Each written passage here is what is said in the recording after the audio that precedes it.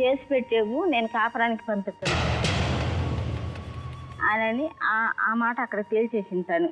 సరే నేను వెళ్ళి ఏం చేశానంటే, అమ్మాయి నువ్వు రానంటున్నావు కాబట్టి. మీరు కేసు పెట్టారా? నేను కేసు పెట్టామమ్మా.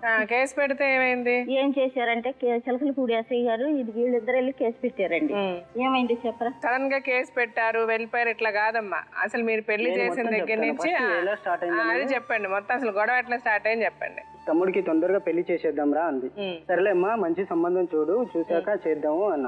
అమ్మాయి ద్వారా కట్నం ఏమి ఆశించకు, అంటే మా అమ్మాయి మంచి పద్ధతిగా అంటే అందులో కలిసిమెలిసి ఉండేటట్టు ఉంటే చూడు చేసేద్దాం, ఏదమ్మాయినా పర్వాలేదు ఎవరైనా పర్వాలేదు చూడు అని చెప్పాను.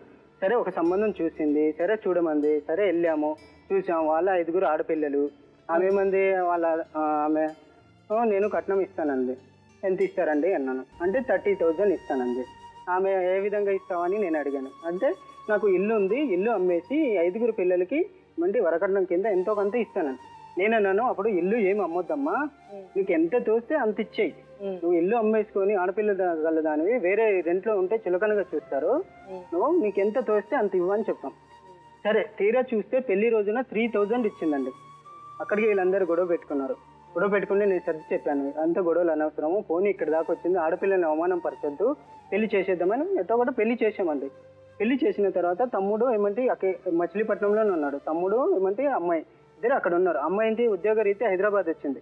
అప్పుడు నేను హైదరాబాద్లో చదువుతున్నాను, మా అమ్మగారు కూడా అందరూ హైదరాబాద్లోనే ఉన్నారు. తర్వాత ఏమంటే ప్రెగ్నెన్సీ వచ్చింది అమ్మాయికి. తర్వాత ఏమంటే మా బాబాయ్ చనిపోయాడు. చనిపోయిన తర్వాత మేము మళ్ళీ మచిలీపట్నం వచ్చాము. మచిలీపట్నం వచ్చి కార్యక్రమాలన్నీ పూర్తి చేసాము. అప్పటిదాకా బాగానే ఉన్నారు. ఒక అంటే 8 ఇయర్స్ అయింది. 9 ఇయర్స్ నుండి ఏమంటే అపోజిట్ గా రెంట్కుంటున్న లారీ డ్రైవర్ క్లీనర్ శ్రీనివాస్ అనే అబ్బాయితో అక్రమ సంబంధం జరుగుతుంది. అలా జరుగుతుంది కాబట్టి అత్తగారును ఏమంటే మీ అన్నయ్య వస్తే మమ్మల్ని పసికడతారేమో అని మేము వెళ్ళినప్పుడల్లా గొడవ ఆడుకున్నాం.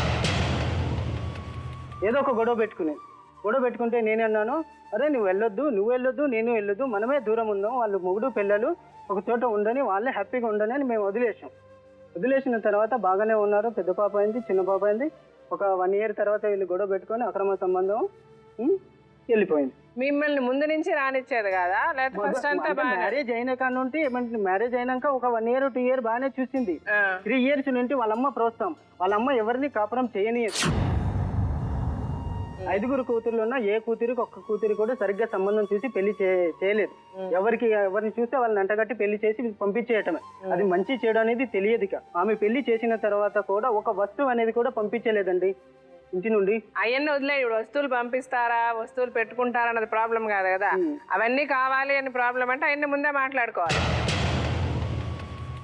మీరేమి వద్దనుకున్నారు, చేసుకున్న తర్వాత ఇంకా ఆవిడ వస్తువు పెట్టిందా వస్తువు పెట్టలేదా అన్నది మనకు సంబంధం లేని విషయం. ఆవిడ చేసిన తప్పులేంటి, ఆ అమ్మాయి కాపురం సరిగ్గా చేసిందా చేయలేదా అది చెప్తే మనం దాని గురించి మాట్లాడాలి. 8 ఇయర్స్ దాకా బాగుంది. 1 ఇయర్ తర్వాత ఏమైందంటే ఇక అబ్బాయితో అక్రమ సంబంధం ఎప్పుడైతే స్టార్ట్ అయ్యింది. ఎప్పుడు స్టార్ట్ అయిందని మీకు? 1 ఇయర్ నుండి స్టార్ట్ అయింది. అంతే, అంతకు ముందు లేదు? అంతకు ముందు నుండి మాకు కూడా తెలియదు. మేమంటే పెద్దగా అంటే ఇలా వెళ్ళే వాళ్ళం, కూర్చునే వాళ్ళం, టీ కూడా ఇస్తే తీసుకునే వాళ్ళం, ఆమె ఇష్టపూర్వకంగా ఇస్తే తీసుకునే వాళ్ళం, లేకపోతే ఇలా వచ్చేసేవాళ్ళం. చేసి మా ఇంట్లో మేము ఉండేవాళ్ళం. సో మీకు ఎవరికి అంతకు ముందు ఆవిడకి సంబంధం ఉందా లేదా అని తెలియదు? నాకు ఎప్పుడో డౌట్ వచ్చింది. కాకపోతే ఆడపిల్లని అల్లరి చేయకూడదు, మా తమ్ముడు కాపురం ఏమంటే అల్లరి అవుతుంది అని నేనేమి మాట్లాడలేదు. నాకు ఒకటి చెప్పండి, ఇప్పుడు 8 సంవత్సరాలు బాగుంది అంటున్నారు కదా, 8 సంవత్సరాలు మిమ్మల్ని బాగా చూసిందా? 8 సంవత్సరాలు అంటే మీకు అప్పటికే గొడవ పడుతూనే ఉండేది మేము వెళ్ళినప్పుడల్లా. అంటే పెళ్ళైనప్పటి నుంచి మీరు అంటే వాళ్ళ బుద్ధి అంతే. సో ముందు నుంచి మిమ్మల్ని ఎప్పుడు దగ్గరికి రానిచ్చేది కాదు. మేము వెళ్ళినా కూడా ఒక 1 అవర్ కూర్చునే వాళ్ళం, వెళ్ళిపోయే వాళ్ళం అంతే. సో మీరేమి అనేవాళ్ళు కాదు ఇంకా ఆవిడ్ని? ఏమనేవాళ్ళు కాదు. ఆవిడేమంటే దానికి సరైన అసలు మామూలంగా నువ్వు గొడవ పడద్దు, నువ్వు నీ భార్య సుఖంగా ఉండండి అంతే. ఇంకా నీకేమైనా బయట ఉంటే అవసరమైనా కూడా అంటే పిల్లలకి జ్వరం వచ్చినా, ఏమైనా ఫంక్షన్లు జరిగినా, బర్త్డేలు జరిగినా మేము పైన డబ్బులు ఇచ్చేసేవాళ్ళం, ఖర్చులకు ఇచ్చేసేవాళ్ళం. కనీసం ఫంక్షన్ రోజు కూడా మేము వెళ్ళేవాళ్ళం కాదండి.